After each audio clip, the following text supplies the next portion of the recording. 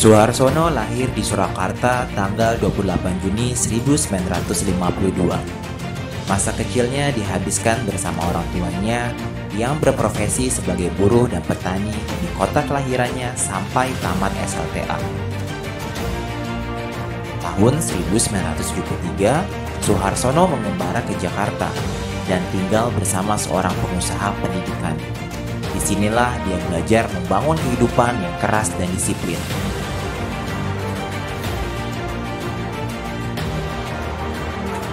Suharsono memulai karir bisnisnya dengan mendirikan sebuah kursus bahasa Inggris dengan nama BBC International pada tahun 1980 di suatu ruangan seluas 20 meter persegi di daerah Jakarta Pusat. Berkat ketekunannya, lembaga kursus ini berkembang dengan sangat pesat dan memiliki puluhan ribu siswa di cabang-cabangnya yang tersebar di berbagai kota di Indonesia.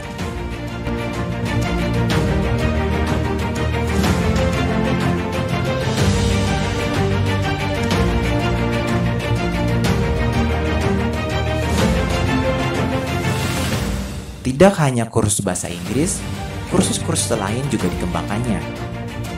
Bimbingan belajar kalkulus, Pertiwi Hotel School, dan pelatihan manajemen Success Power Indonesia.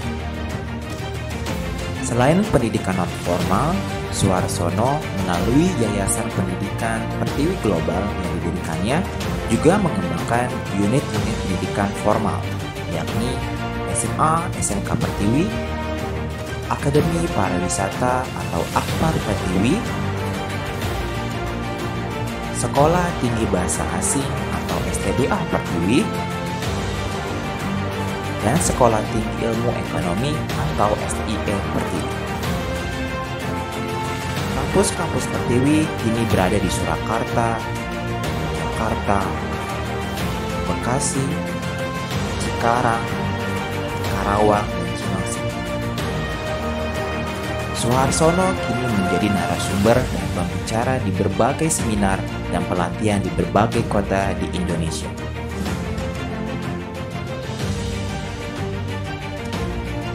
Suharsono yang menjadi anggota Badan Standar Nasional Pendidikan tahun 2005 sampai 2009 adalah seorang doktor kependidikan alumni Universitas Negeri Jakarta tahun 2002.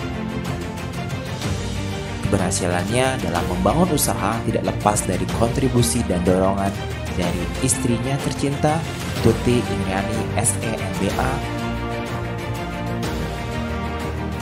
dua putranya, Agung Setiawan Master of Business and Commerce, Arif Nugroho Bachelor of Engineering Master of Science, serta 6 cucunya yang pintar-pintar. Moto, lakukan apa yang Anda lakukan dengan apa yang Anda miliki. Mencapai apa yang Anda inginkan. Telah diimplementasikan dalam kehidupan diri dan organisasinya, dan telah membawa Pertiwi menjadi organisasi besar seperti yang kita saksikan sekarang ini.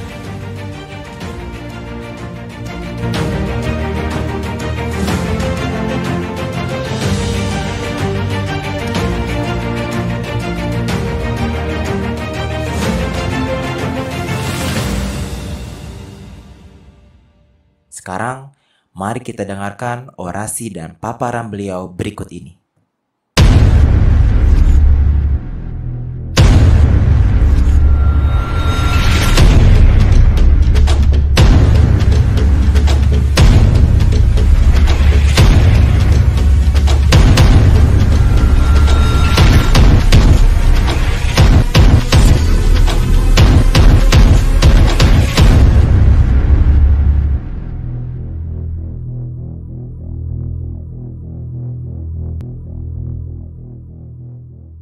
Ada di dalam otak kita. Nah, arsitek itu mengarah-arahkan. Ya.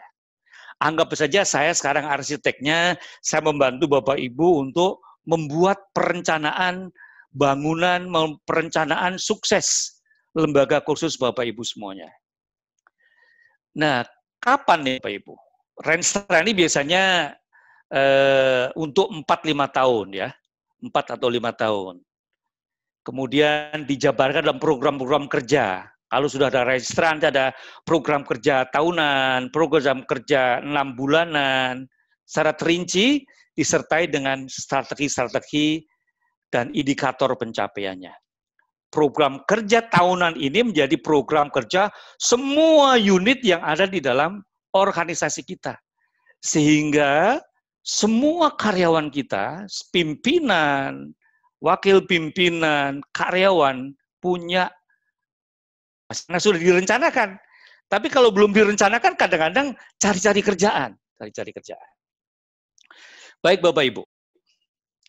Nah, ini ada suatu model manajemen dan perencanaan strategi saya itu memudahkan kita saja ya.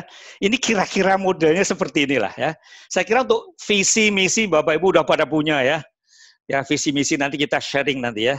Kemudian nah sekarang kita perlu menganalisa ini. Analisa lingkungan internal kita. Apa kelebihan-kelebihan yang kita miliki saat ini?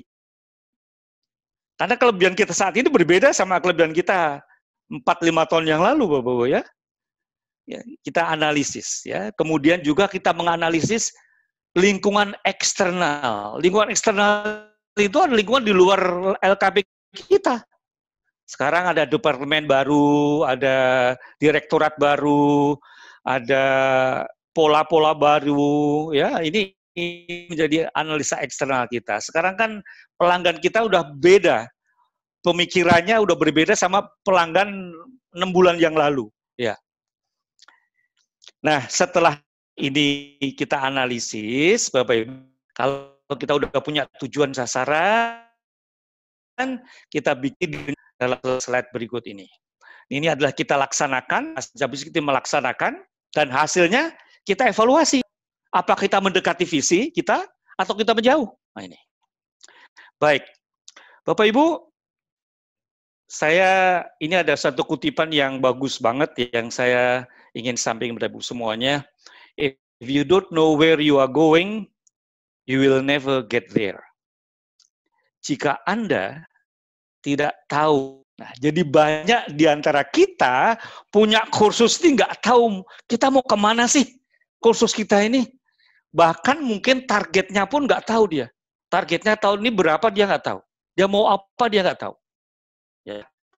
Mengajak Bapak Ibu semuanya untuk tahu persis kita mau kemana. Nah, tadi ada analisis SWOT ya. Analisis SWOT itu suka Bapak Ibu pada canggih-canggih ya, sudah pada tahu. Kita menganalisis kelebihan-kelebihan, ini strength. Strength itu adalah kelebihan yang dimiliki organisasi yang dapat mempercepat pencapaian tujuan organisasi, itu namanya kelebihan. Bisa mempercepat. Kebalikannya kelemahan. Kalau kelemahan kita tuh menghambat. Nah, kita semuanya perlu menganalisis, perlu membuat daftar nih, daftar kelebihan yang kita miliki dan daftar kelemahan yang kita miliki. Kemudian kita memperkirakan opportunities. Ya, peluang-peluang. Wah, di sana banyak industri, di sana banyak perumahan-perumahan yang dibangun, kemudian banyak macam-macam perusahaan di sekitar kota Bapak Ibu semuanya. Ini adalah opportunities, kesempatan. Tetapi juga ada ancaman-ancaman. Ancaman ini bisa, ancamannya mungkin banyak kursus juga seperti kita. Sekarang setiap sekolahan pada bikin kursus, setiap perguruan tinggi bikin kursus juga, setiap departemen punya kursus juga. Ini ancaman-ancaman kita. Ya. Nah Bapak Ibu, saya kepingin mengajak Bapak Ibu untuk melihat ini ada satu sekilas proses perencanaan strategis ya.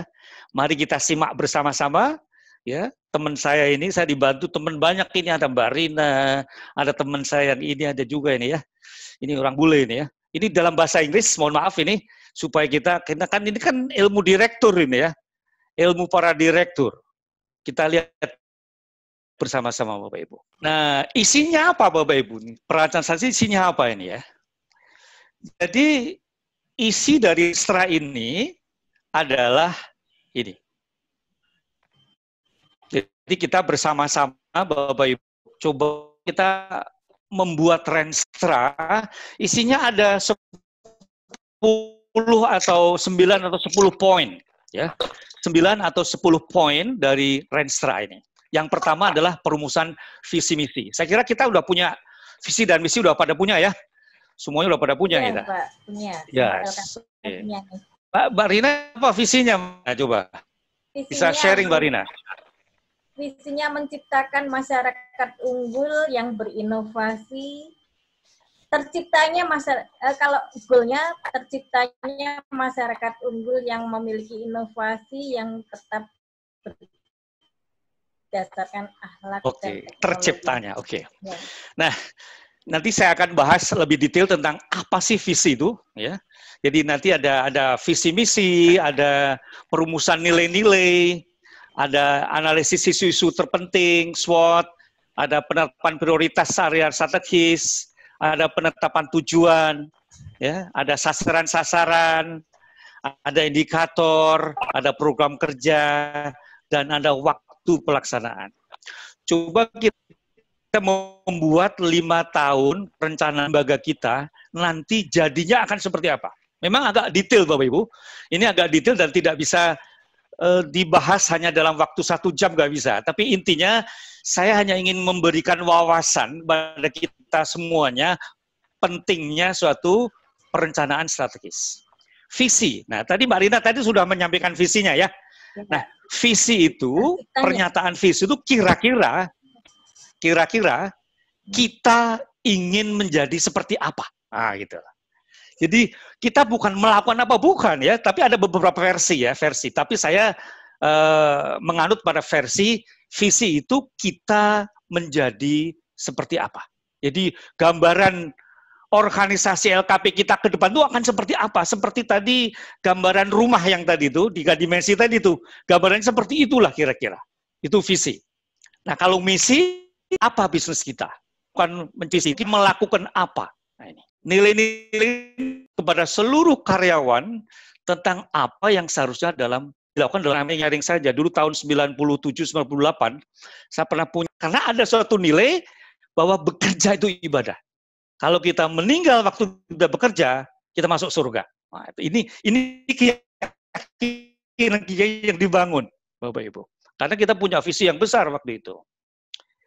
Jadi walaupun berat, Ibu, visi ini, ya, dalam mencapai visi, nilai-nilai itu akan memompa semangat kita, akan memompa etos kerja kita, sehingga proses pencapaian visi itu terasa menantang, bukan memberatkan ya, tapi menantang. Jadi orang bekerja itu kayak kesetanan ini, kira-kira begitulah. Ya. Nah, ini namanya nilai-nilai. Nah, ini saya berikan contoh saja, Bapak Ibu. Ini adalah visi misi di lembaga yang saya pimpin, Bapak Ibu ya. Ini tahun 2014, visi 2014 berarti visi ini di tahun 2009, 5 tahun yang lalu. Ini 5 tahun yang lalu ini saya sampaikan ini, Bapak Ibu. Lembaga pilihan masyarakat yang berkomitmen menghasilkan lulusan berkompetensi unggul. Nah, ini. Tahun 2009 kita sudah mencanangkan visi nilai-nilai. Ini nilai-nilai tahun 2009 namanya sukses pelanggan, profesionalisme, prestasi, budaya pembelajar, kerjasama tim untuk menghasilkan karya yang bagus. Ya, ini nilai-nilai. Nah, Bapak Ibu, ini visi terbaru, ini visi 2020, berarti ini dibikin tahun 2015, ya, 2015. Kita punya visi yang hasil unggul. Ada kata karak, Bapak Ibu. Ini mau semua program kerja kita. Ya. Udah Renstra ini Bapak Ibu kita prestasinya biasa. Tahun kita mendapatkan prestasi diknya, apakah lembaganya, area strategis. Strategis merupakan strategis pengelola lembaga. kira-kira apa menjadi kontributor utama dalam pencapaian visi atau di dalam sukses lembaga itu apa nih kira-kira? Nah ini namanya area strategis. Kita tidak perlu melakukan hal-hal yang remeh-remeh, yang kecil-kecil, yang konten kecil itu nggak perlu ini. Kita fokus saja pada hal-hal besar, ya. Hal-hal besar ini misalkan, ya Bapak Ibu. Jadi kita pada paling besar kontribusinya terhadap keberhasilan lembaga. Menurut Mbak Rina ini, karena yang paling cepat ini saya ngomong sama Mbak Rina ini ya. Kira-kira apa ini? Hal yang paling berkontribusi besar terhadap Mbak Rina. Ini yang kontribusi besar terhadap sukses lembaga itu yang berkontribusi terhadap kesuksesan besar. Ya. Pertama pastinya dari perencanaan kita dulu Pak, dari jalan kemudian SDM kita mampu mengimplementasikannya, itu adalah investasi besar untuk kesuksesan. Betul nggak ya Pak ya? Ya, pokoknya nggak ada yang salah di sini ya, semuanya betul lah ya. Bapak Ibu, jadi ini contoh saja ini, coba lihat di layar nih ya. Jadi contoh, SDM misalkan saja. SDM itu punya kontribusi besar loh terhadap proses lembaga, maka perhatikan harus masuk di dalam namanya perencanaan kita. Misalkan saja. Penting banget ini, jadi harus masuk ke dalam wilayah perencanaan proses uang ini adalah wilayah strategis. Jadi setelah kita menetapkan wilayah Bapak Ibu, ini perlu tim Bu semuanya ya, tidak bisa kita sendiri, kita harus Enggak, Pak ya. Iya, makanya saya akan diajak timnya lah untuk nanti dibahas apa yang kira-kira punya pengaruh terbesar terhadap kemajuan lembaga kita. Ya. Nah, nanti kita perlu membuat tujuan-tujuan jangka panjang. Setiap lembaga, setiap wilayah strategis itu tujuannya apa? Misalkan nanti akan saya beri contoh, nah tujuan strategis ini yang akan dijabarkan dalam sasaran, Bapak Ibu. Kita bikin sasaran-sasaran. Ya, tujuan yang dikembangkan adalah strategis yang menjadi prioritas utama lembaga. Strategis akan ada 3 tujuan strategis. Ya, misalkan tadi SDM, misalkan setiap tujuan strategis direkam ke dalam beberapa sasaran. Jadi nanti setelah ada setiap misalkan SDM nanti ada sasaran 2, sasaran 3 ya. Ibu ini loh, ini kopi ini luar biasa loh Bapak-Ibu ya. Ini tahun berapa ini ya? Ini tahun 2009. Enggak apa-apa, 2009. Kita dulu wilayah strategis kita, area strategis kita ini banyak. 6 karena ada 8 standar, kita semua masukin semuanya, karena itu semuanya penting. Ya. Ada standar isi, standar proses, SKL, pendidik, tenaga pendidikan, pengelolaan, dan sebagainya. Nah, jadi wilayah strategis dibikinkan tujuannya apa? Misal, ya, wilayah strategisnya ada SDM. Tadi SDM itu pendidik dan tenaga kependidikan itu. Tujuannya, tujuan ini meningkatnya kualifikasi, kompetensi dan pendidik untuk menghasilkan lulusan yang berkarakter dan berkompetisi. Ini namanya tujuan yang akan kita capai untuk kita memiliki pendidik karakter yang menghasilkan lulusan yang berkualitas unggul.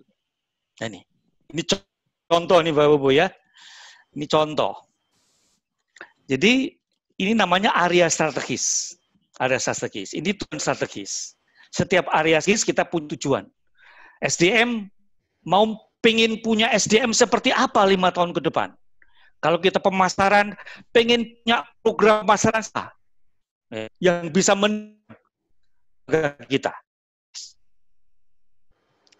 Bapak Ibu, setelah ada wilayah dan menetapkan namanya sasaran-sasaran. Di situ tahun maka perlu tetap sasaran yang pendek ini, yang tahunan. Ini merupakan pendek akan kita perlu buat sasaran, Bapak Ibu, membuat beberapa sasaran untuk tujuan strategi. Dan langkah-langkah kita perlu mengembangkan strategi mencapai sasaran ini beberapa strategi. Strategi adalah cara kegiatan untuk mencapai satu sasaran. Sering dibuat beberapa strategi. Pelaksanaan strategi inilah yang menjadi kegiatan di organisasi. Jadi kalau punya strategi-strategi pencapaian sasaran, organisasi kita akan jalan, Bapak Ibu. Tidak usah diperintah, itu jalan. Karena sudah pekerjaannya sudah semua mengacu pada pentujuan strategis.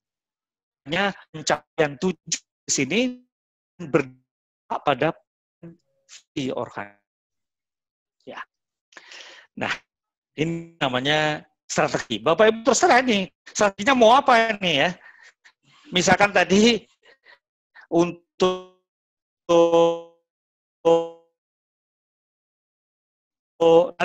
nanti aja deh. Pesawat, mau naik kereta, mau naik bis, mau naik sendiri, mau apa-apa. Ya. Nah, Bapak Ibu, ini contoh real, ya, lembaga saya 2009 ini. Ya, jadi ini contoh ada tujuan, sasaran, ada strategi, indikator, dan program kerja untuk pengelolaan. Ya, tadi kan ada ini nih ya, saya kembali lagi. Ini pengelolaan nih, pengelolaan. Untuk wilayah strategis pengelolaan, terlaksananya tata kelola yang baik melalui sistem manajemen mutu yang mengacu pada standar nasional maupun internasional. Itu ditulis, Bapak Ibu ya, ditulis ya. Nah, sekarang kita lihat di sini nih, jabaran daripada wilayah strategis pengelolaan tadi dijabarkan dalam bentuk metrik seperti ini. Jadi terlaksananya tata kelola yang baik melalui sistem manajemen mutu yang mengacu pada standar nasional maupun internasional. Ini adalah tujuan strategis. Ya, tujuan. Nah, untuk mencapai tujuan ini, Bapak Ibu, kita membuat beberapa sasaran. Sasaran 1, sasaran 2, sasaran 3. Misalkan, sasaran 1 melakukan pengelolaan menggunakan sistem manajemen mutu, misalkan saja. Nah, untuk mencapai sasaran 1, kita perlu 3 strategi ini. 1, 2, 3. Meninjau ulang sistem manajemen mutu untuk panduan pengelolaan. Melaksanakan sistem manajemen mutu secara menyeluruh untuk penjaminan mutu.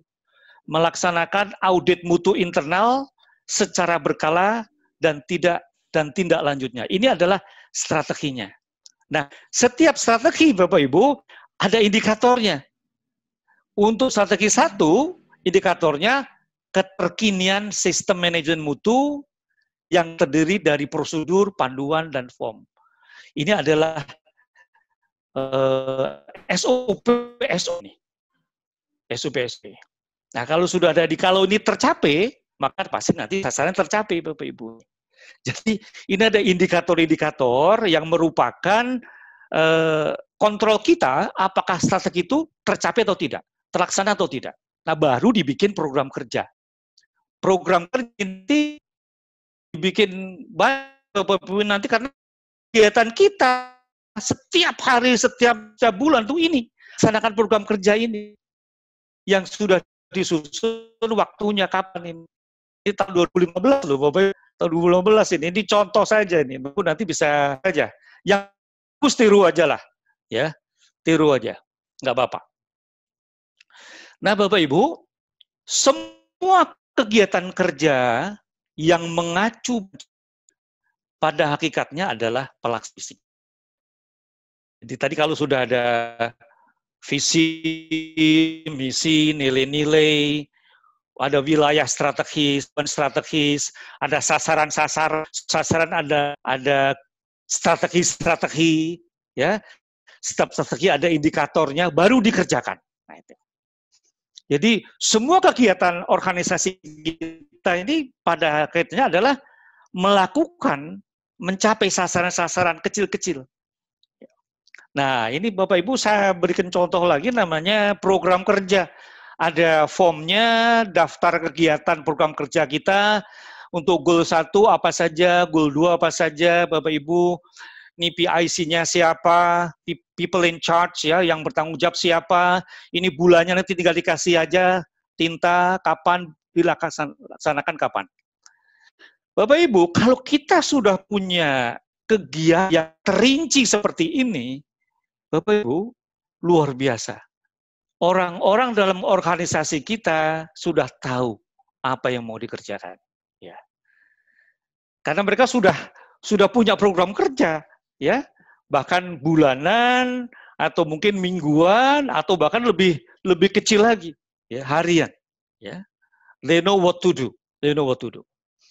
Nah, Bapak Ibu, ini adalah Bapak Ibu luar biasa. Setelah kita dulu melakukan perencanaan strategik, ini saya perlu waktu itu seminggu lah ya, untuk bikin presentasi. Kita perlu seminggu, kita melibatkan orang-orang yang ada di dalam organisasi kita untuk berpikir apa strateginya, kemudian dibikin tim kecil untuk menuliskan sampai menjadi satu buku kecil yang menjadi panduan kerja kita. Ini hasilnya ini.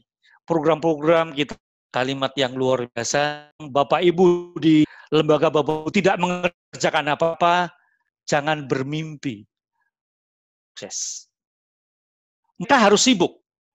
Semua orang sibuk mengerjakan, mengejar goal-goal, melaksanakan strategi yang sudah digariskan, Bapak Ibu.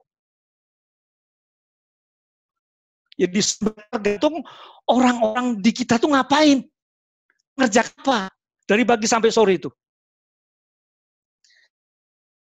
Kita perlu membuat setiap hari kita bermakna. Lakukan hal-hal yang penting, ya, lakukan hal-hal yang penting saja. Karena hal yang penting ini punya kontribusi besar terhadap sukses organisasi. Sukses itu apa sih? Ini saya buka di kamus, sukses is the achievement of something desired. Tercapainya sesuatu yang diinginkan. Jadi kita harus memiliki sesuatu yang diinginkan dulu, baru kita bersukses. Yes. Kalau kita tidak punya sesuatu yang diinginkan, kita tidak tulis, kita tidak bukukan, kita tidak jadikan panduan, bisa sukses. We don't know what to do. If you don't know where you are going, you will never get there.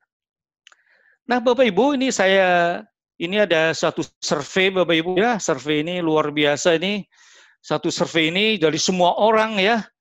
Semua orang itu kalau disurvei 60% tidak punya tujuan. 60%. Dan hidupnya di bawah rata-rata.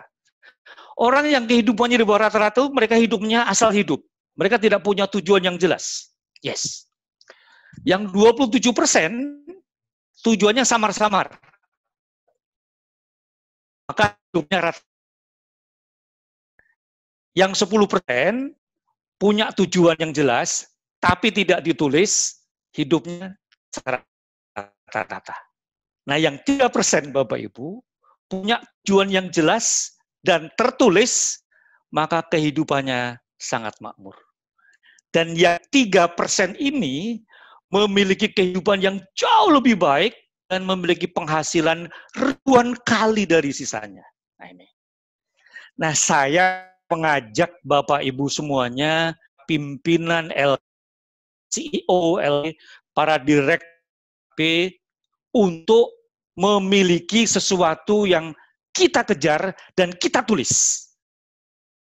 Penulisannya di dalam Renstra. Nah, ini kalau Bapak Ibu pengen kehidupan yang luar biasa, Bapak Ibu tulislah apa yang Bapak inginkan. Ya. Nah, yang terakhir ini langkah-langkah Ibu, langkah-langkah ini nanti menjadi panduan kita. Saya sudah kasih gambaran yang agak komprehensif. Jadi kalau kita ingin mengembangkan visi, mengerah, ikut aja ini visi Bapak Ibu udah punya kan? Sudah pada punya visi, ya nanti kalau misalnya masih belum tepat, itu kita ingin menjadi seperti apa? Yes. Lembaga kita kepingin menjadi seperti apa? Itu namanya visi. Gambaran lembaga kita 5 tahun ke depan. Kemudian kita kembangkan nilai-nilai, Bapak Ibu, kita harus menetapkan beberapa nilai-nilai ini yang menyemangat menjadi dasar pola kita.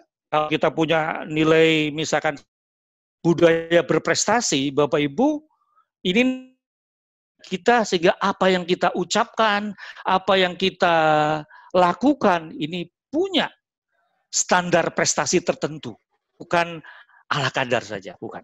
Ya. Kemudian kita adakan namanya analisis, strength, weaknesses, opportunities, dan threat. Ya, nanti silakan Bapak Ibu menuliskan kekuatan-kekuatan kita apa, kelebihan-kelebihan kita apa, kesempatannya apa, peluangnya seperti apa di luar sana, ancamannya seperti apa. Bapak Ibu tuliskan aja lah. Ditulis 1, 2, 3, 4. Weakness-nya 1, 2, 3, 4, 5. Silakan saja. Kemudian kita perlu menetapkan area strategis. Bapak Ibu mau apa? Boleh. Keuangan boleh. Atau mungkin marketing boleh. Silakan saja. Setiap orang kan beda-beda. Setiap lembaga ini beda-beda, Bapak Ibu. Kemudian kita bikin tujuan strategisnya apa. Kalau wilayah misalkan keuangan, apa yang kita mau capai dalam 5 tahun ke depan tentang keuangan lembaga. Bapak Ibu tulis. Tulis, ingat ya, 3% dari semua orang itu menuliskan apa yang diinginkan dan kehidupannya luar biasa. Ya. Nah, setelah wilayah strategisnya sudah ditetapkan, tujuan ditetapkan, kita bikin sasaran. Ini kan itu 5 tahun, kita tahun apa yang kita kerjakan, sasarannya 1, 2, 3. Setelah ada sasaran, kita bikin strategi-strategi. Satu sasaran, beberapa strategi. Dan indikator waktu. Nah, Bapak Ibu, kegiatan kita sebagai direktur, wakil direktur, keuangan, bagian pendidikan, guru, office boy yang kita canangkan.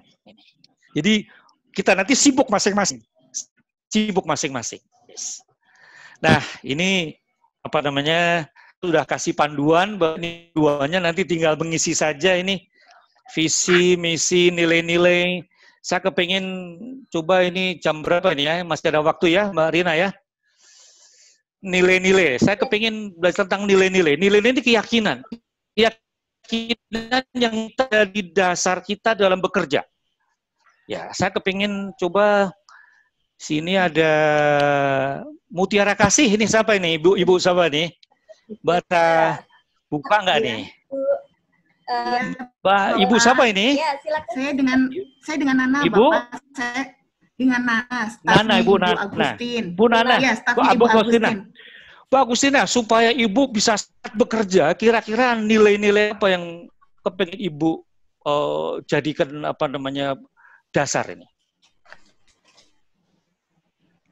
Dari kami, dari supaya kita semangat, supaya kita nggak gampang capek, gitu kira-kira apa ya? Iya, kami saat ini kami sudah menjadi resmi untuk sama-sama dengan Rumah Sakit Sin Carol, Pak. mengembangkan pelatihan pekarya kesehatan. Nah, kami memakai nah, nilai-nilainya saja, Bu. Nilai-nilai apa saja yang Ibu? Nilai-nilai yang di Rumah Sakit St. Carolus kami memakai juga. Di sana melayani juga dengan hati, dengan penuh kejujuran. Kemudian kami juga pelayan yang paling penting adalah intinya pelayanan kami ini sampai kepada para pasien dan kepada para yang kami dengan Oke, terima kasih ya. Terima kasih. Jadi pelayanan sepenuh hati ya. Tadi ada pelayanan sepenuh hati itu, jujur. Ini nilai-nilai Bapak Ibu ya. Nanti silahkan Bapak Ibu mengembangkan nilainya masing-masing. Silahkan aja. Tadi kan saya sudah sampaikan kalau nilai di TV ini ada sukses pelanggan, jurnalisme, budaya berprestasi, budaya pembelajar, kerjasama tim, inovasi ya, kreativitas dan inovasi. Ya. Ini nilai-nilai. Nah tadi Bu Agustina sudah sharing tentang nilai-nilai. Yes. Oke. Nah sekarang kita ke analisis ya, kekuatan, kelemahan, peluncaman. Ya. Coba kita misalkan kekuatan lah, kekuatan. Apa sih yang membuat bisa cepat di dalam mencapai visi kita nih? Saya kepingin ini nih Bu Sulistiyowati, coba dibuka Mbak Rina. Bu, Ibu Sulistiyowati. wajah Sulistiyowati. Halo, bisa? Oke, kita ke lain ya supaya cepat. Ini Bu bawahnya Bu siapa ini? GI itu? Oh, kok pergi malahan? Kalau Mbak Rina deh. Mbak Rina kira-kira ya. Kalau Mbak Rina analisis kekuatan nih, LKP Inasaba ya. Inasaba kekuatannya kebetulan kita ada di lingkungan sudah punya, kebetulan sudah dipercaya setiap kita punya produk sesuatu orang langsung percaya, ini itu kekuatan yang kita rasakan, Mbak. Oke. Nah, kita kemitraan banyak. Nah, gitu. Ya. Oke. Coba yang lain siapa lagi? Pak Indro Irawan. Pak Mudori, yang namanya Pak Mudori, dia nge-live. Oh, Pak Mudori ya, boleh. Mana Pak Mudori? Dia sedang Pak Mudori. Coba Pak Mudori, kekuatannya apa ini Pak Mudori ini? Ya, ini lagi live sama siswanya ini, di share ke siswanya ini Pak Mudori, apa yang disampaikan Pak Suarsono sekarang. Ayo Pak, tadi barusan dikasih videonya. Pagi Pak Mudori. Pagi Pak. Saya Pak, kira-kira kalau kita menganalisis kekuatan lembaga Mudori ini, kekuatannya apa Pak Mudori ini? Pak Mudori ini punya murid online-nya udah 400-500 orang tuh ini. Luar biasa ini. Kalau kekuatannya Pak Mudori. Ya, suaranya lanjut. Kalau memiliki saat ini adalah memiliki satu Pak, itu kata kunci yang mendominasi saat ini. Memiliki inovasi yang itu si kreativitas. Oke, sip. Tepuk tangan Dori ya. Ini ya. Nah, kalau kita memilih strategis, oleh Pak Ali, saya jawab. Ya, saya menjawab ya. Pak Ali, kira-kira 3 hal yang ada Pak Ali. Yang pertama begini, manajemen itu adalah para owner lembaga. Bagaimana punya yang kedua SDM. Oke. SDM yang tentunya mampu mencari jalan keluar. Contoh. Oke. Di tempat ini SDM-nya sudah membuat pengajaran online atau LMS. Jadi ini kita tawarkan ke tempat lain, meningkatkan ke masing-masing cabang-cabang mulai jalan dan Oke, ketiga apa, Pak? yang ketiga adalah tadi kan marketing. pengelolaan SDM, yang ketiga apa, Pak? Oke. Karena orang tidak hanya memasarkannya lewat marketplace, dan tentunya sekarang yang ketiga kira bisa nanti di seluruh lembaga pendidikan, kursus dan pelatihan bentuk apa saja. Oke. Mau mau. Wah, ini tadi adalah pengelolaan. Ya, satu pengelolaan, kedua, ketiga SDM dan marketing. Hal ini ya. Ini tadi SDM, marketing. Nah, silakan mungkin beda-beda. Intinya ini wilayah strategis. Nah, kita perlu menetapkan wilayah strategis. Bapak Ibu, kita kembali ke sasaran ini.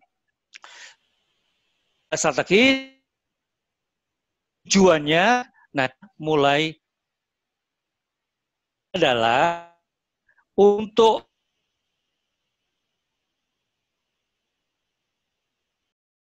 sasaran yang ini. Itu 5 tahun ya. Anggap saja SDM memiliki kualifikasi dan kompetensi yang bisa untuk bisa tantangan kedesakan saja. Nah, kita perlu menetapkan sasaran yang pertama ini. Karena ini adalah kualifikasi, ya, merekrut SDM yang minimal sarjana, misalkan saja. Yang kedua, sasaran kedua, menyekolahkan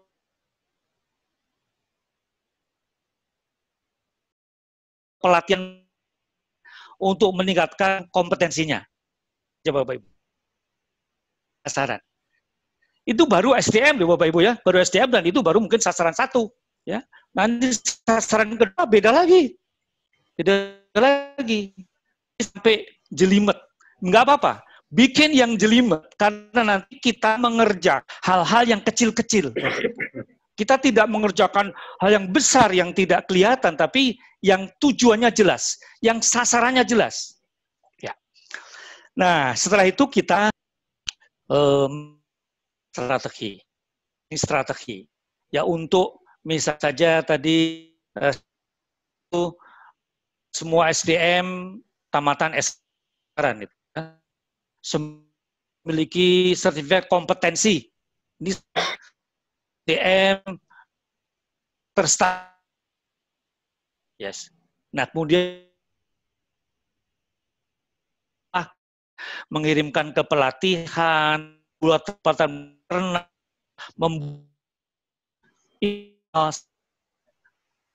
minggu tiap Senin dengan coffee morning diisi pembekalan tentang isi dengan motivasi. Ibu, dari strategi-strategi ini kemudian kita bikin tetapkan indikator bisa semua tenaga pendidik berpendidikan S1. Semua pendidik tingkat kompetensi berarti saran dan tercapai.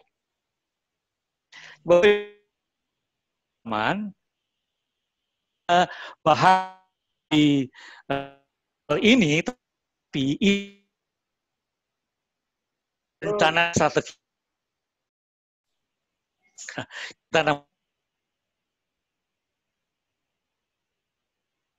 apa namanya langkahnya.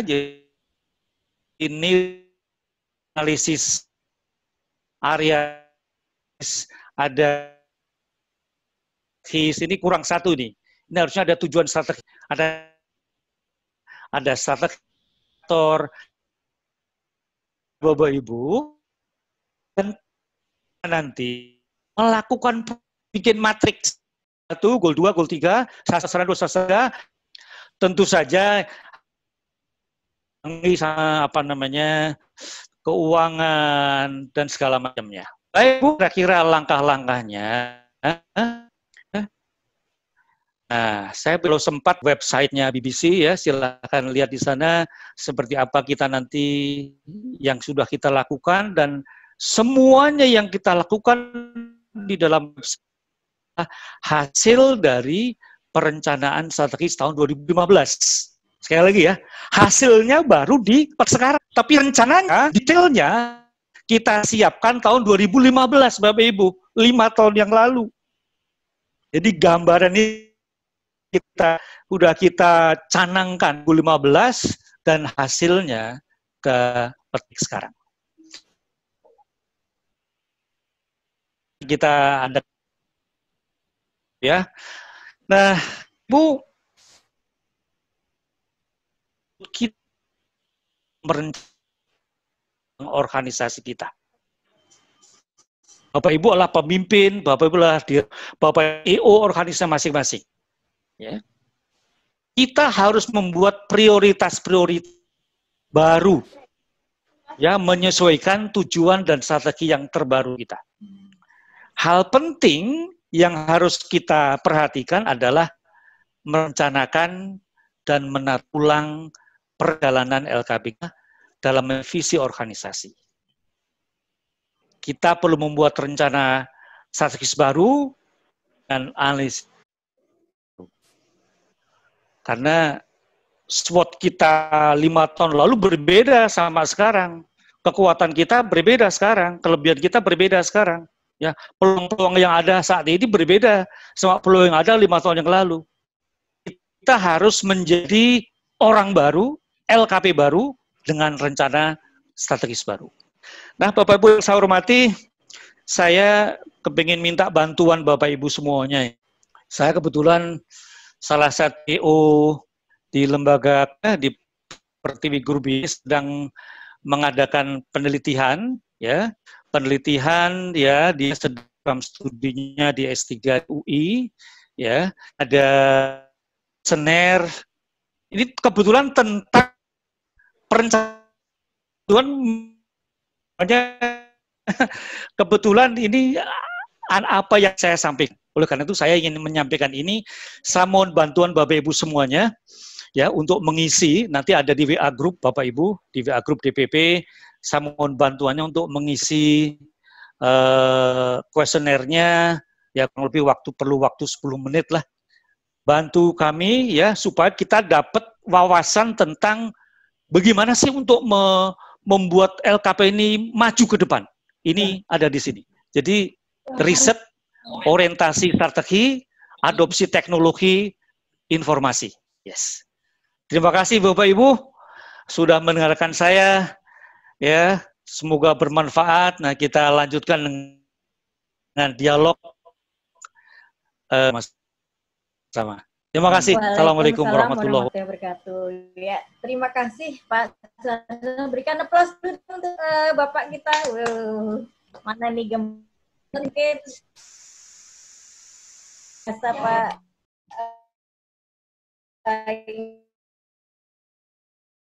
ya Pak ya. Jadi hanya top manager aja kali yang harus bisa mencerna detail supaya bisa implementasi. Kita berarti setidaknya kita perlu menagih ya Pak ya apa yang sudah direncanakan bersama. Nah, tadi supaya gimana mereka bisa bekerja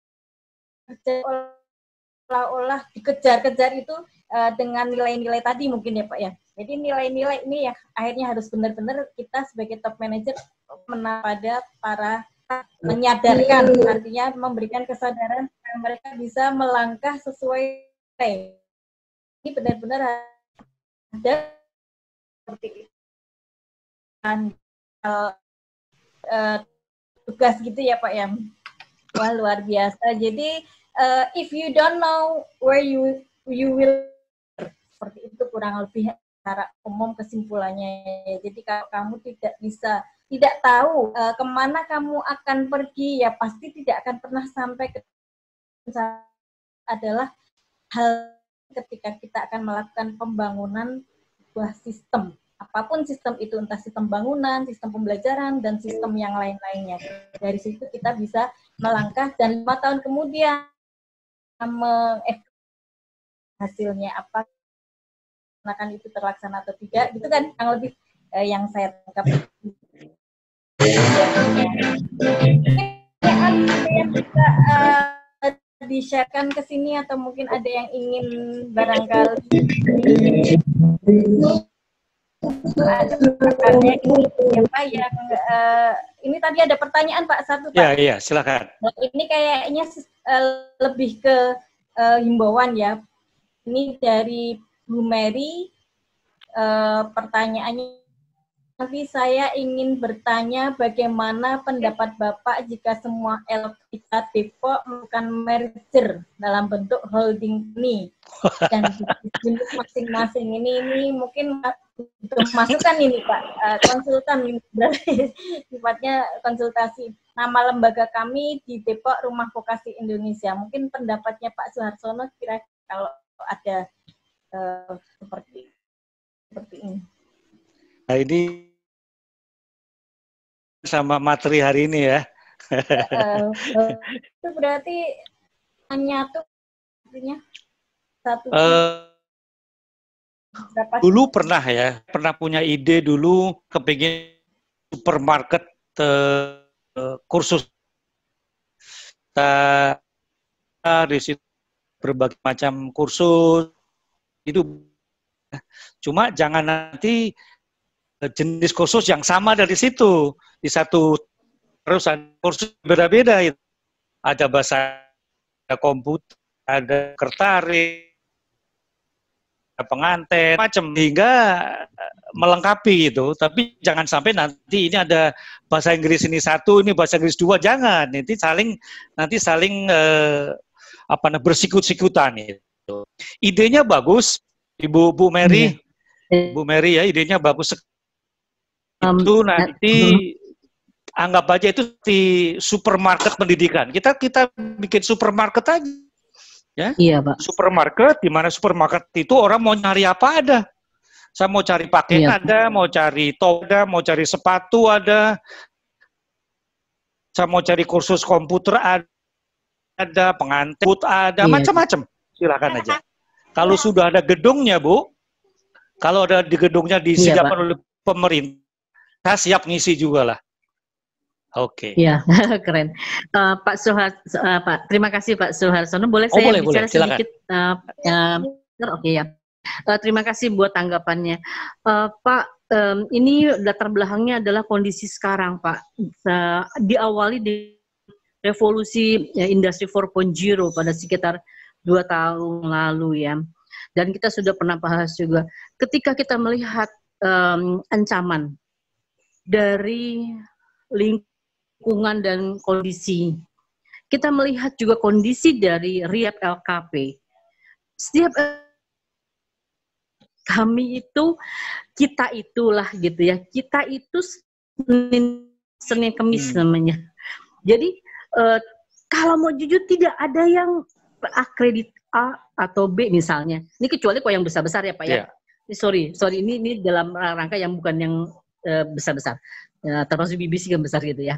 Nah, tetapi dari 101 LKP di Kota Depok yang ter-NPSN, itu kalau mau dibilang 90% lah, itu tidak kredibel. Apalagi terkena dampak revolusi 4.0 dan COVID-19. Kolaps, Pak. Ya, oke, singkatnya. Nah, inilah yang membuat kita ingin merger. Merger itu di dalam arti bukan supermarket yang dalam kondisi yang bagus kita bikin supermarket, bukan Pak. Kita benar-benar seperti pemerintah pada waktu pemerintah sekarang menjadi modalan. Nah, dari segi manajemen, merger di dalam hal apa? Di dalam manajemen, di dalam permodalan, dan di dalam marketing, di dalam IT. Jadi itulah yang membuat yang tujuannya agar LPK Kota Depok dapat lebih kredibel dan bisa hidup. Kalau enggak pasti mati, Pak. Udah, saya udah nangkap, dan udah. Pemerintah sudah welcome, Pak. Pemerintah udah welcome, dia bilang boleh membangun lembaga swasta tetapi bermitra dengan Pemda. Ya. Gitu, Pak. Baik. Terima kasih, Pak. Baik, saya jawab langsung aja ya. Bapak Ibu, kondisi sekarang ini dampak dari COVID ini luar biasa. Banyak sekali nanti sekarang ini kalau mau Bapak Ibu mau jual beli perusahaan, waduh luar biasa. Sekarang banyak sekali nih. Mau beli hotel, mau beli travel, mau beli apa? Ya, mau beli usaha. Sekarang ini nih, murah-murah. Ya. Nah, intinya bahwa semuanya itu mungkin. Ya, semuanya itu mungkin. Merger satu dampak dari COVID ini nanti. Akan banyak perusahaan-perusahaan yang merger, bank-bank merger, perusahaan-perusahaan penerbangan, perusahaan hotel-hotel, ini nanti akan merger atau dijual ke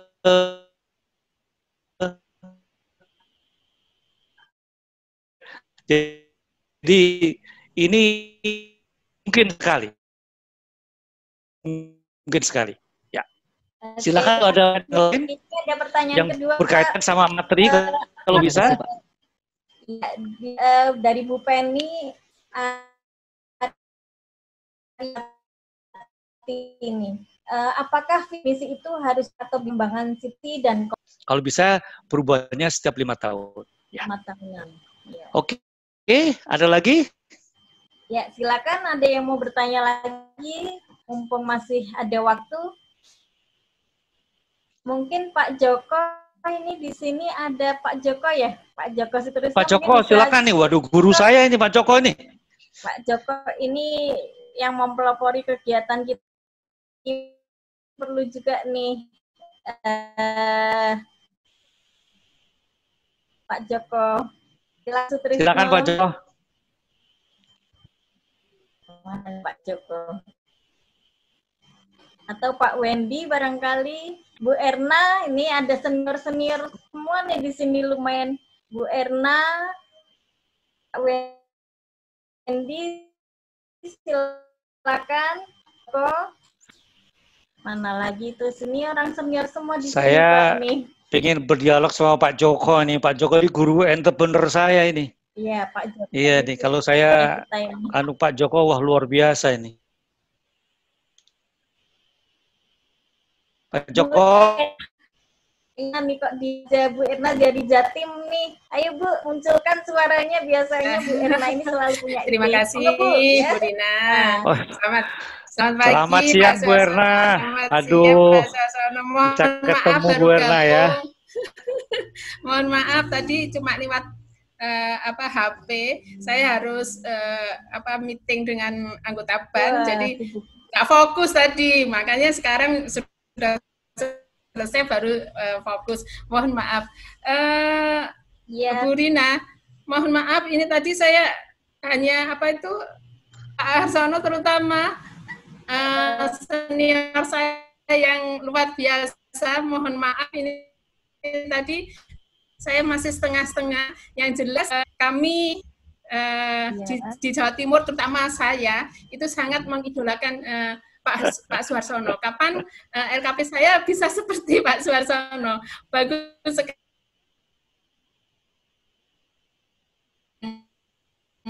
Disampaikan. Idolakan juga dong. Iya.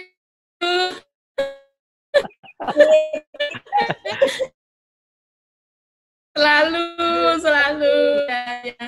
Manajemennya ya Sono ya. Seperti ini apa ya. Seperti itu grup saya mengikuti mulai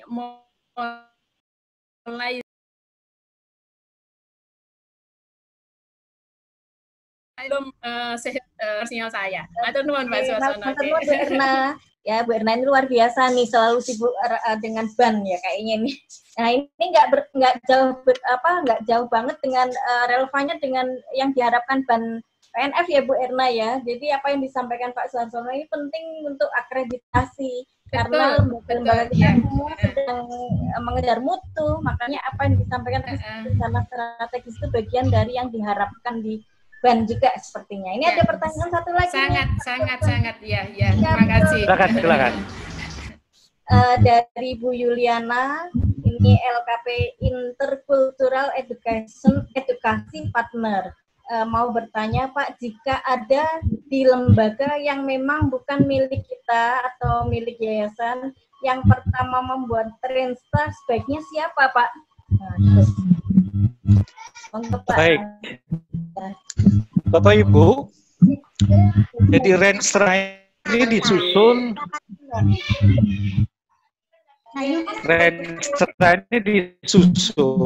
oleh orang-orang yang kalau misalkan suami atau istri kita ini punya kepentingan, diajak aja menyusun, nggak apa-apa.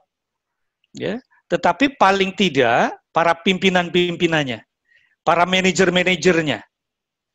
Saya beberapa kali menyampaikan di grup WA grup ya, ajak ke tim manajemennya untuk ikut. Karena kalau tim manajemennya ikut di dalam pelatihan ini, Bapak Ibu, kita seperti menyekolahkan saja mereka, supaya mereka punya wawasan yang sama. Jangan sampai nanti kita bikin rencana strategis, nanti mereka berpikir, untung-untungin yang punya aja. Nah, karena mereka tidak memiliki wawasan yang sama, memahami pentingnya Renstra, mereka akan dengan senang hati. Ya, dengan senang hati untuk bekerja. Nah, ini. Jadi, siapa yang bikin? Ya Bapak Ibu sebagai pimpinan dan manajer-manajernya dan orang-orang yang paling bertanggung jawab terhadap kemajuan lembaga Bapak Ibu. Ya, ajak mereka berdiskusi, ajak mereka wisata ke tempat yang agak tenang, diajak diskusi. Bapak Ibu, misalkan Tuhan yang Maha Kuasa ini memberikan kita kemudahan, 5 tahun ke depan ini kita kepengen menjadi seperti apa ya? Gitu. Saya selalu membuat Renstra ini setiap 5 tahunan. Tim kami selalu menyusun Renstra ini dan kita dimulai dari dulu konsultan orang asing ya ini. Jadi kira-kira gitu lah. Jadi siapa yang diajak ya Bapak Ibu sendiri dan orang-orang yang punya tanggung jawab terhadap kemajuan lembaga Bapak Ibu semuanya. Kalau orang yang acuh tidak usah diajak. Pasti mereka tidak akan kontributif mereka. Yes. Yang lain Mbak Erna, dia ada di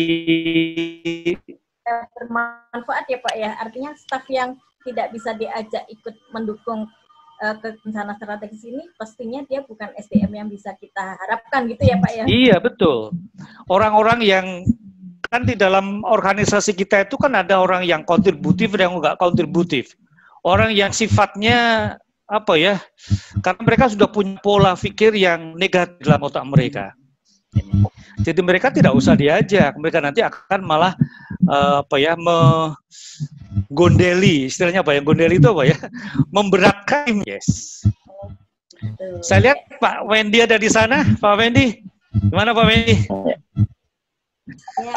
Alhamdulillah. Pak Wendy ini luar biasa juga nih. Saya mengharapkan pertanyaan dari Pak Wendy nih. Bismillahirrahmanirrahim. Assalamualaikum.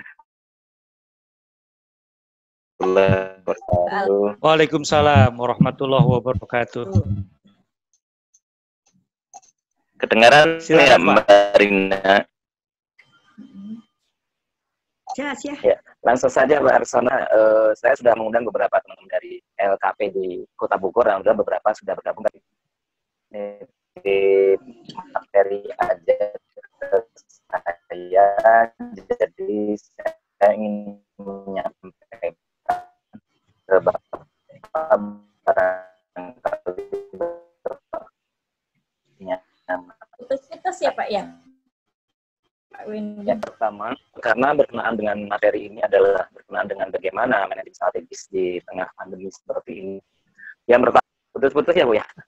Atau nanti saya ini apa namanya lewat ini ya, di chat aja nanti gimana? Suaranya putus-putus? Intinya bagaimana, ya putus-putus Pak ya.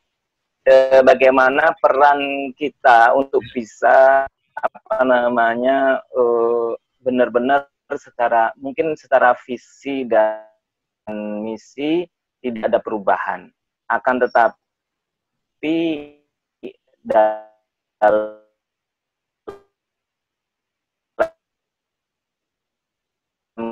kondisi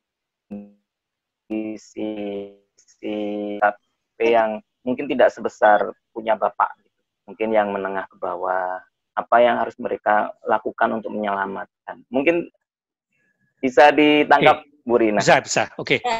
Baik, terima kasih. Makasih Pak Wendy. Ya, jadi teman-teman semuanya, kondisi kita berbeda-beda ya.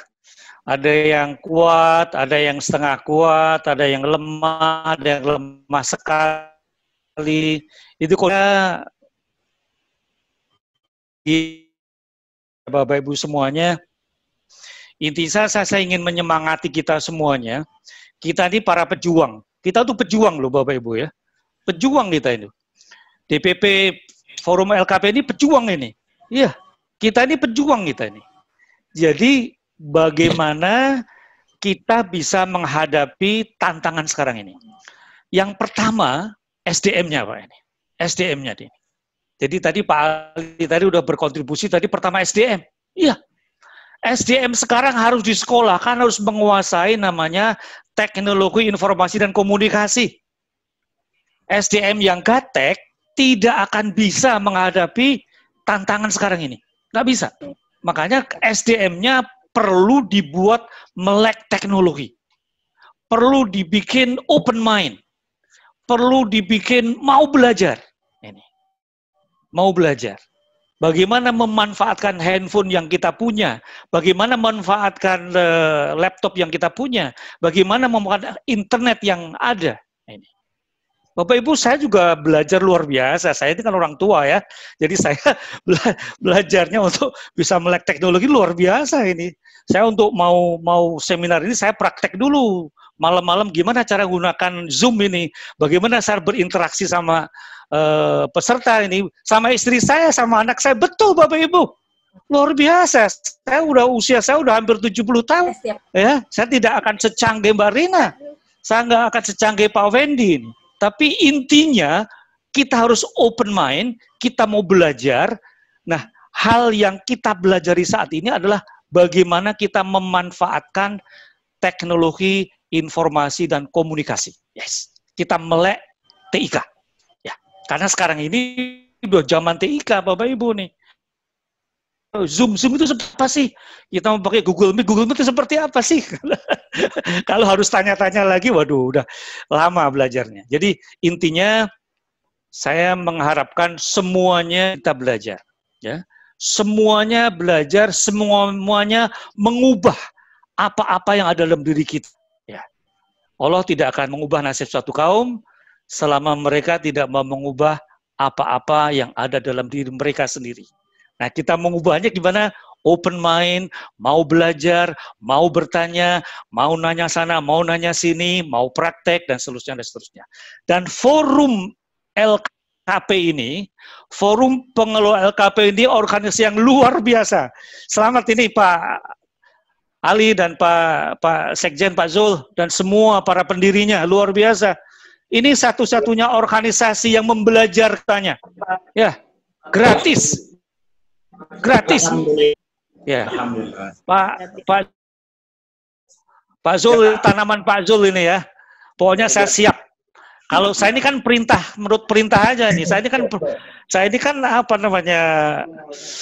Istilahnya petugas forum. saya ini petugas forum nih. Pak Har, tolong isi ya, insya Allah gitu. Kita berbagi saja. Intinya yuk kita membelajarkan, saling membelajarkan. Lemah bisa sedikit agak kuat, yang kuat bisa memberi yang lemah. Nah gitu aja lah. Itu indahnya. Indahnya Indonesia itu begitu ya. Indahnya di forum itu begitu, itu luar biasa ini. Saya ajukan jempol, Pak Ali ada di sana, Pak Zul ada di sana, Pak Joko dan semuanya para pendiri ini. Ya. Oke, Mbak Rina, masih ada yang bertanya? Kayaknya waktunya udah cukup ya Pak, ya udah Oke, sudah jam 12, yes. Bisa dilanjut melalui WA. Ini banyak yang minta supaya materinya di-share, Pak. Oh iya. Yang banyak sekali detail-detail yang kalau dibaca kayaknya perlu waktu ini. Banyak penting tadi, seperti rencana strategi dalam tahun. Itu kayaknya butuh dipelototin itu, Pak. Kalau cuma hanya tadi sekilas-sekilas kurang nancep di hati. Waduh. Ya, tadi banyak yang minta di-sharekan ke WA nanti. Itu materi, halo, Mbak Rina. Materi udah saya sampaikan Pak Syahril Kiram. Nanti supaya di-share ke grup, supaya dipelajari, supaya diteliti, dilihat-lihat ya. Nanti kapan kita adakan suatu sesi workshop yang lebih terfokus lagi. Yes. Saya sudah sampaikan ke Pak Syahril Kiram untuk di-share ke teman-teman semuanya. Ya. Terima kasih Pak Suharsono. Berarti teman-teman Bapak Ibu semua sudah siap dibagi ya. Tadi yang pada bertanya minta di-share, minta segera dikopikan dan sebagainya. Sudah siap, insya Allah nanti Pak Syahril akan dengan cepat langsung mengirim ke WA Group. Insya Allah dalam waktu dekat ya. Kemudian Pak Suharsono, ini materi yang luar biasa sebenarnya dibutuhkan saat ini karena saat ini teman-teman semua ini sepertinya sedang berbondong-bondong untuk mutu ya, peningkatan mutu melalui akreditasi. Pastinya Bu Irna ini yang tahu banget, Pak Zul yang juga mungkin kemarin merevu ya, saya juga ikut uji coba. Ini penting banget, kayaknya kita perlu. Dan kadangkala kita membuat perencanaan tapi tidak sedetail itu tadi, dan mungkin belum terlalu bisa share ke semua yang ada di divisi kita, mungkin baru 1-2. Nah, makanya mungkin PR-nya memang membenahi SDM dulu untuk teman-teman semua di sini ya, SDM yang pastinya sejalan dengan pemikiran manajernya, kita sebagai manajer mungkin ya, seperti itu mungkin Pak. Ini luar biasa, terima kasih. Pertanyaan selanjutnya mungkin bisa dikumpulkan lewat WA saja nanti di grup. Kemudian terima kasih kepada Pak Suharsono yang telah meluangkan waktunya, siap selalu berbagi kepada forum PLKP tercinta kita ini.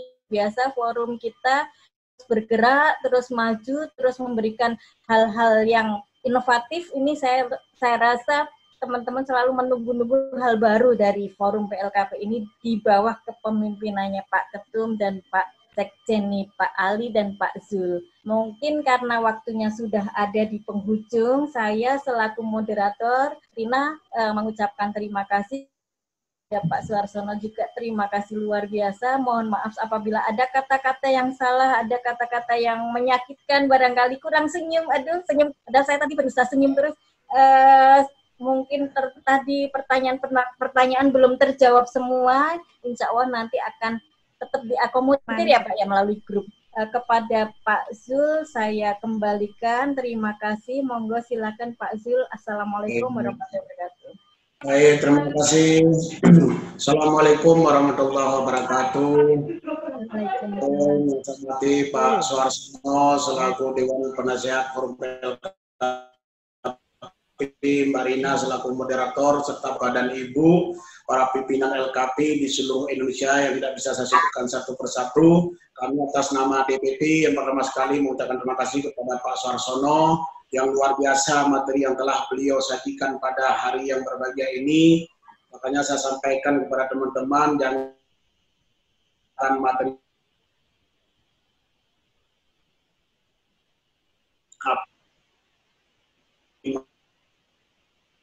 harus kita keluarkan, tapi DPP hari ini menghadirkan beliau untuk sharing ilmunya kepada kita hari ini. Mudah-mudahan Bapak dan Ibu yang telah disampaikan oleh Pak Suharsono dapat diimplementasikan di lembaganya, kemudian dapat dijabarkan juga kepada teman-teman yang tidak bisa hadir bersama-sama dengan kita hari ini. Ini sebuah materi yang luar biasa. Saya dari awal berdiri lembaga kursus juga, ini salah satu saya yang mengagumi tentang Pak Suharsono ini. Beliau sosok inspiratif bagi saya, banyak saya belajar dari beliau. Perlu Bapak dan Ibu mengenal sedikit lebih jauh tentang bagaimana Pak Suharsono ini membangun sebuah lembaga kursus. Ini banyak ditiru dan ditiru oleh teman-teman lain. Salah satu ini saya adalah salah satu yang pernah mengambil berbagai inspirasi dari beliau. Kalau saya harus menguraikan kembali ke belakang sedikit, bagaimana yang tadi disampaikan beliau adalah membangun sebuah lembaga, kita mematangkan dulu dari arsiteknya, perencanaan, bangun fondasi sampai kuatnya. Ini Bapak dan Ibu saya lakukan dari awal memulai mendirikan lembaga. Saya ini adalah salah satu yang pernah memulai dari nol, dari lembaga yang saya kontrak dari sebuah rumah butut di orang di kota Bandung. Kemudian dari saya ngontrak itu lalu berkembang, sekarang ada 5 kampus saya, 3 kampus ini adalah merupakan milik saya pribadi yang saya bangun dari yang pertama lantai 1 sampai sekarang ada yang lantai keempat. Ini apa Bapak dan Ibu, kita memulai sebuah perencanaan membangun sebuah lembaga ini dari nol tapi bisa besar kalau kita mengadopsi strategi-strategi yang disampaikan oleh Pak Suharsono tadi. Inilah salah satu yang Bapak dan Ibu saya lakukan. Saya berangkat bukan dari sebuah lembaga yang turun-menurun dari dari orang tua, dan ini enggak. Saya memulai dari nol, dari kecil, dari tidak punya lembaga, tapi konsep-konsep yang disampaikan oleh Pak Suharsono itu sebagiannya sudah saya implementasikan, sudah saya lakukan, sehingga saya bisa membangun kampus yang representatif, yang milik pribadi, di pinggir jalan, tidak masuk gang. Ini apa Bapak dan Ibu? Strategi tadi, restra-restra yang tadi ini kita lakukan. Walaupun ada beberapa hal yang belum kita lakukan, nanti step by step akan kita coba lakukan bersama-sama. Pak dan Ibu, insya Allah saya rasa pasti bisa seperti yang dilakukan oleh Pak Sono maupun yang dilakukan oleh kami. Ada beberapa lembaga-lembaga yang boleh dikatakanlah sudah, alhamdulillah sudah berhasil, termasuk lembaga Pak Ketum sendiri. Nah ini Bapak dan Ibu yang perlu kita ingin berbagi kepada teman-teman di seluruh Indonesia. Nah ini harapan kami dari DPP ini, kalau kita tumbuhlah kita bersama-sama, besar-besarlah kita bersama-sama, tidak hanya sebagian yang besar, yang kecil-kecil. Jadi kita bagaimana membangun bersama DPP ini, LKP ini kita coba bangun kebersamaan ini, tetap kita menguatkan pendidikan kita, terutama di era pendidikan vokasi ini. Nah itu yang pertama kami mengucapkan terima kasih pada Pak Suharsono dipandu oleh Mbak Rina yang luar biasa pada hari ini. Nah, kemudian informasi yang berikutnya Bapak dan Ibu, kita ini dalam waktu dekat juga akan namanya nanti akan lahir di bawah Direktorat Kemitraan dan Dunia Usaha Dunia Industri yang kemudian bersama-sama dengan kami dari Asosiasi Pengelola Lembaga Khusus akan dibentuknya namanya Bursa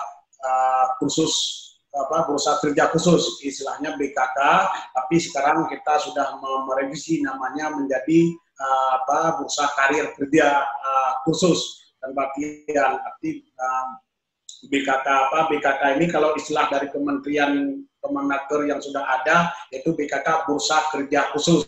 Nah nanti apakah nanti dengan BKK ini dijadikan oleh kita adalah Bursa Kerja Khusus, bila perlu seperti ini. Apa tujuannya Bapak dan Ibu yang sedang kita sekarang konsep bersama dengan Direktorat bersama Forum LKP, artinya lembaga-lembaga kursus nanti bisa melakukan lulusan mengadopsi melalui aplikasi, kemudian bagaimana membangun sinergi bursa kerja di daerah. Cuman rancangannya masih sedang dirancang, dalam waktu dekat ini akan di-launching. Kami juga nanti berharap di tiap kabupaten kota itu memiliki satu BKK. Itu menjadi harapannya. Bagaimana mekanisme membentuk BKK itu, nanti yang membentuk BKK ini adalah bukan DPD tapi adalah DPC-nya. DPC-nya yang merupakanlah wadah daripada Asosiasi Pengelola Lembaga Kursus dan Pelatihan, kemudian nanti bersinergi dengan asosiasi pengelola yang lainnya untuk membentuk sebuah BKK. Tentunya nanti BKK ini akan dibentuk dulu di tingkat nasional, di tingkat pusat. Setelah nanti legalitasnya beres semuanya akan diturunkan kepada daerah, kemudian daerahnya nanti yang akan membentuk di tingkat kabupaten kota, tentu dibina dan dianggaran oleh Direktorat Kemitraan Dunia Usaha dan Dunia Industri. Itu yang informasi-informasi yang berkembang saat ini. Kemudian Bapak dan Ibu, banyak juga yang WA masuk ke saya yang bertanya hampir tiap hari yang belum mendapatkan program, baik itu PKW, PKK, Bapak dan Ibu, ini insya Allah masih ada program tersebut. Mohon bersabar saja. Baik itu yang PKK ini memang kalau di webnya itu memang sudah ditutup betul karena ada proposal 1.800 yang sudah masuk, sehingga Direktorat itu sedang mengeksekusi yang proposal-proposal yang sudah masuk. Ini baru di tahap keempat. Apalagi di PKK ini masih banyak tahapan-tahapan berikutnya Bapak dan Ibu. Kemarin baru turun tahapan yang keempat juga ya, kalau nggak salah nanti ada tahapan 5. Jadi yang belum mendapat nggak usah dulu terlalu panik dan segala macam.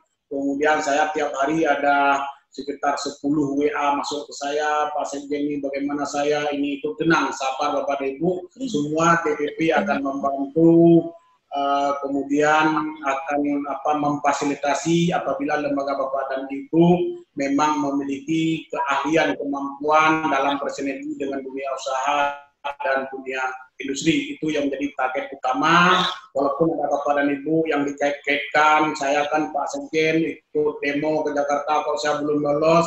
Jadi kalau dikait-kaitkan ke situ agak susah saya untuk menjawab, karena yang program ini bukan orang yang mendemo, tapi yang memiliki visi dan misi yang disampaikan Pak Suhartono tadi, yang memiliki program bagaimana melatih masyarakat ke depan, memiliki jaringan networking dengan dunia, kemudian dari sisi lembaga legalitas lembaga juga dapat memenuhi standar yang ditetapkan dalam juknis Direktorat. Artinya Bapak dan Ibu ini bisa menunggu kesabaran program tersebut yang sedang digulirkan. Itu saja dari saya. Terima kasih sekali lagi kepada Bapak dan Ibu di seluruh Indonesia.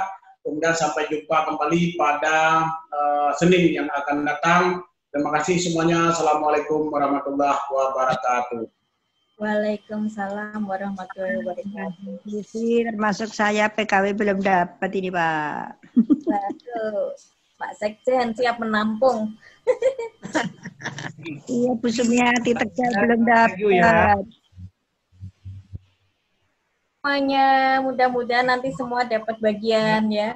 Kita berdoa, masih ada, nanti jangan terlalu panik katanya Pak Zul, masih ada berikutnya. Masih ada berikutnya ya Pak ya. Bu Rafianti, terima kasih. Terima kasih Mbak Rina. LSK luar biasa. Terima kasih Bu Rina. Sama-sama. Terima kasih Bu Rina, terima kasih Pak Sekjen. Terima kasih Mbak Rina, Pak Suhartono, forum semuanya. Halo Mbak Erna. Halo. Terima kasih semuanya. Terima kasih juga Ibu. Terima kasih Pak Suhartono.